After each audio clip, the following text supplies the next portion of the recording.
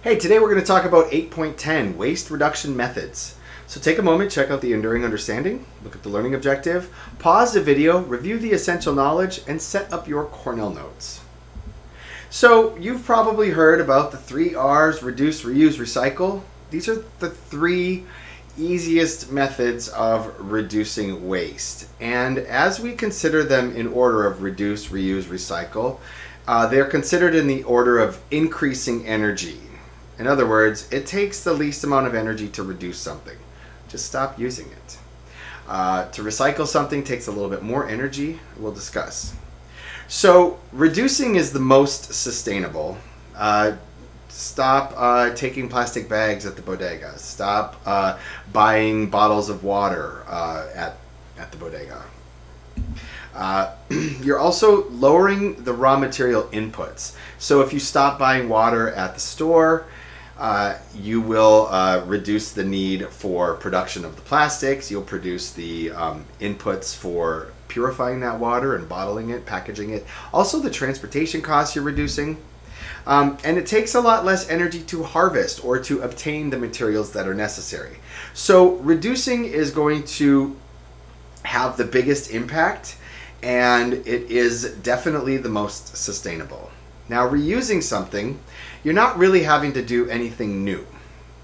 So, for example, if you have a glass jar, reuse it. Maybe you got some salsa in a glass jar. Well, now you can reuse it and put little screws in it in your tool chest, something to that effect. In fact, that's what I have in my house. I screw up little jars. I have different size screws in there, and they literally, I have them underneath a shelf and they screw in, and it's perfect. It keeps them out of the way. I reuse the glass jars. You could take wood pallets and reuse them for furniture, repurpose them. You can take, I have a lot of, this is actually a picture from my yard. Found these on the street, reused them. Found this thing on the street. I think it used to be a light. Found this thing on the street. It's a big mirror. Made this nice little table set in my yard. So there's a lot of things that you can do, especially living in Brooklyn. People throw stuff away. You can reuse things. Lots of planters, lots of, even appliances. I would shy away from things that have like fabric on them because, bed bugs. Also shy away from things that are like wooden because, bed bugs. Unless you inspect it really closely.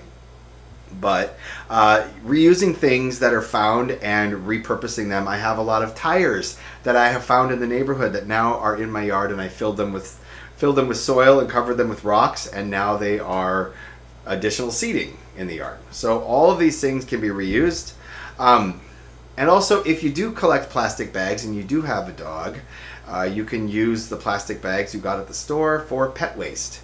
I see a lot of those people are throwing like the little newspapers with the coupons in them, and you find them all over your stoop, like a couple times a week. Those are great for picking up dog poop. Recycling takes the most energy, and the items are processed into new products. It's still taking a lot of energy you have to gather them. You have to gather the materials, you have to sort them, then you have to ship them, and then you have to process them into something else. The best thing about this is that you are not using new virgin material, new raw material. Cutting down trees to use paper, you're using existing paper to repurpose it or recycle it. Instead of heating up the, constructing plastic out of oil-based products, you're conserving the fossil fuels. And this should be done as a last resort. That doesn't mean throw things away instead of recycling it. That means all 3 of these are better than throwing something into the trash. But the last resort should be to recycle. So we have 2 different types of recycling, open loop and closed loop. And open loop recycling is when you take like a plastic bottle and you can convert it into Legos, for example. Take plastic bottles. A lot of times I've seen happening a lot now is they'll repurpose these and recycle them into basically like 2x4s for construction. If you go to some of the park benches, have like, instead of wood park benches, they're plastic, but it's been recycled and compressed. Playground equipment, a lot of that is been reprocessed.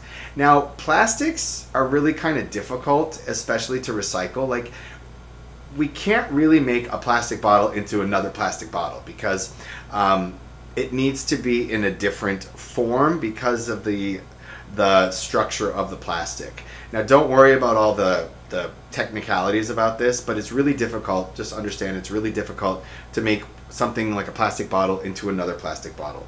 Usually it gets made into something else, like something that's like a hard plastic, or even like it can be strung out and spun into fabric to make clothing. Closed loop recycling is something that is much easier. For example, aluminum cans are the easiest to recycle. They basically go right back into another aluminum can. Glass bottles are also easily recyclable, and that is closed loop because it's becoming the same thing. So, benefit for all recycling is there's less extraction of resources. You're not digging up, you're not obtaining petroleum to make new plastic. You're not, you're not cutting down trees to make new paper products. It's not eliminating the demand for oil, though.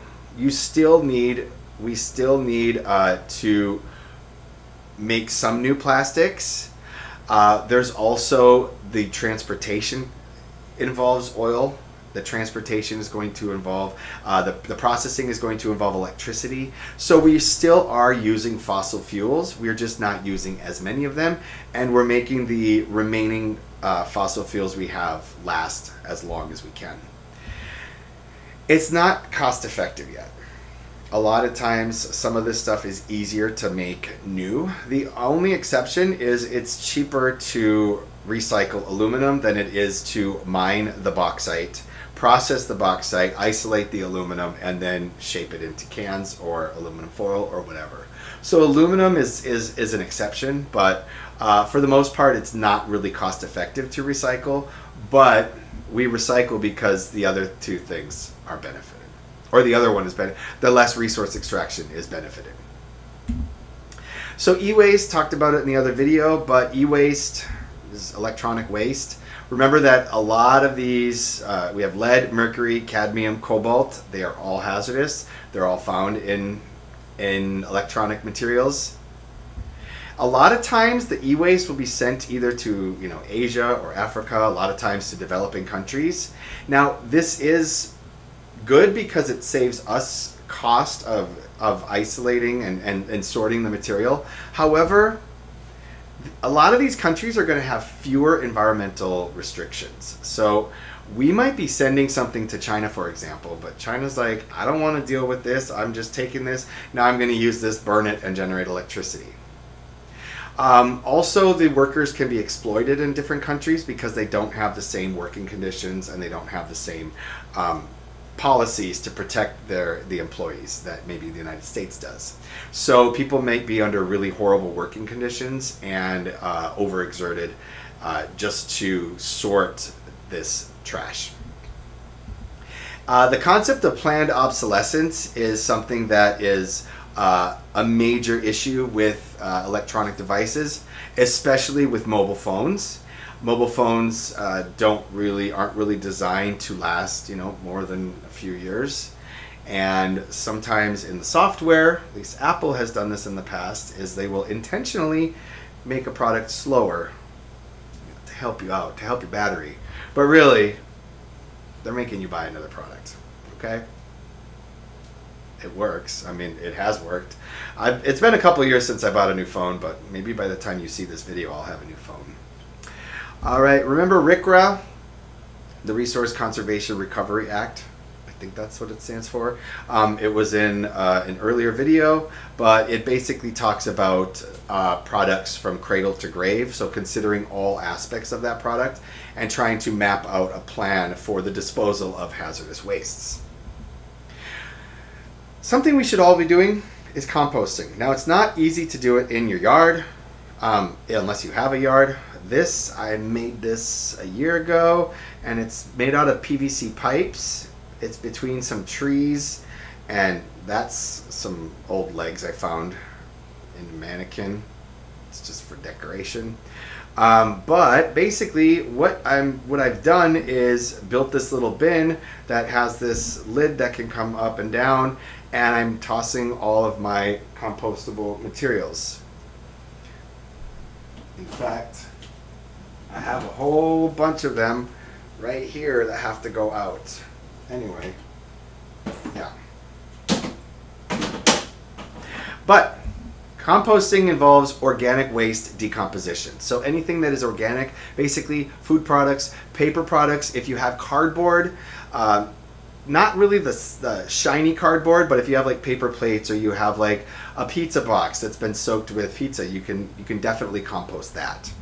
You can help to improve the soil quality. So when I'm decomposing this material, there are many nutrients that are present in these foods. There's nitrogen, there's phosphorus, there's all these different substances and molecules that are present that when I add it back to my garden, it will improve soil quality.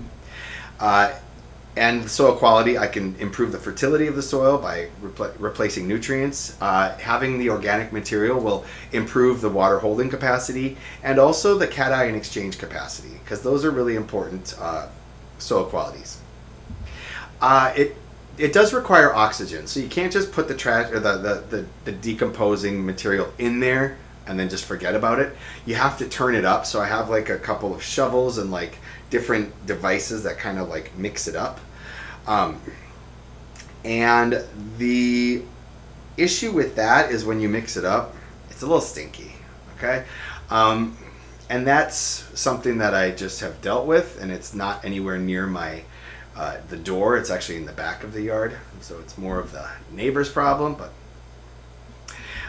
another thing is you need to have brown waste and green waste. Brown waste is more carbon based and green waste is more nitrogen based. So brown waste would be like old leaves, cardboard and some paper products. Green waste is things that are more alive, like lettuce and vegetables and things of that nature. So there are some drawbacks to composting. Some of the drawbacks is, you can attract rodents. In fact, I used to have a different compost bin, and it was so easy for rats to get in there that I actually had, I have a picture of it somewhere, but I had a red-tailed hawk that was just sitting on top of the compost bin waiting for the rats to come out because it would sit and it would kill them. I have since reconstructed a compost bin, so now it doesn't have, it's not as accessible to rats. I still have little tiny baby mice that go in there. And honestly, I'm fine with that. I'm not freaked out by it, but some people might be. The stench is not really that bad. It can be bad when you're mixing it up. And also, you're not able to really, it's not advised for you to compost certain products like meat products. So if you don't have composting in your city, it's really difficult. So that meat products, if you have leftover meat or meat that you're tossing out, it's not advised to compost that in your yard, so that would have to get added to a landfill. All right, so another thing that we could do is after the landfill has been retired, you can have what is called landfill reclamation, and that's where we are repurposing the area. And this is an area, I don't even know where this is when I made this, but this was at the landfill. I think this might be Staten Island or a proposed idea for a landfill, but this is the original landfill, and then this is the proposed solution. But basically what you would do is you would cover the landfill with clay and soil like you would do in between every different steps of filling it in. And what you would do is plant native plants that have shallow roots, because you don't want the roots going too far down to disrupt the trash or the potentially decomposing material in the landfill. You want the plants in there to prevent erosion from on top of the landfill to protect the trash that is underneath it. And it can be converted into parks or public spaces, so it is reclaiming that area and it is giving it back to humans for for their benefit. And you definitely need to continue to have some extraction for the methane, because methane will still be produced, and this can be collected or it can be burned right there and used to generate heat, steam, spin the turbine, generate electricity. So you can generate electricity right there at the park. So, to practice, I would like you to complete this. The graph to the left shows the smartphone sales in the United States since 2005. I want you to calculate the percent increase in sales between 2011 and 2021. So I've circled those for you. I hope that this was informative. I thank you for your attention. I will see you soon.